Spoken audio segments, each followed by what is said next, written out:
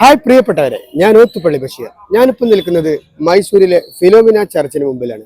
1936 പണി കഴിപ്പിച്ച ഈ ചർച്ച് ഇന്ത്യയിലെ തന്നെ പുരാതനമായ ക്രിസ്ത്യൻ പള്ളികളിൽ ഒന്നാണ്. 175 അടി ഉയരത്തിലാണ് ഇതിന്റെ ടവറുകൾ സ്ഥിതി ചെയ്യുന്നത്. ഏറ്റവും മനോഹരവും വ്യത്യസ്തവുമായ രീതിയിലാണ് ഇതിന്റെ ആർക്കിടെക്ചറുകളുടെ നിർമ്മാണം. നമുക്കതിന്റെ കൂടുതൽ വിശേഷങ്ങളൊന്ന് കണ്ടു നോക്കാം.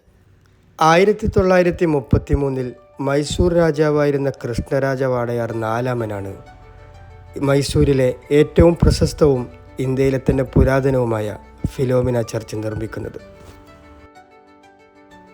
നിയോ ഗോത്തിക് ശൈലിയിൽ നിർമ്മിച്ച അതിമനോഹരമായൊരു കത്തോലിക് ദേവാലയം കൂടിയാണ് മൈസൂരിലെ ഈ ഫിലോമിന ചർച്ച്.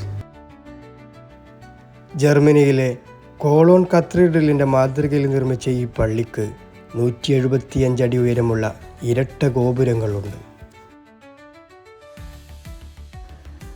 യേശുക്രിസ്തുവിൻ്റെയും വിശുദ്ധ ഫിലോമിനയുടെയും ജീവിതത്തിലെ സംഭവങ്ങൾ ചിത്രീകരിക്കുന്ന വർണ്ണാഭമായ ചില്ലുജാലകങ്ങൾ ഈ പള്ളിയുടെ ഒരു പ്രധാന ആകർഷണം കൂടിയാണ്.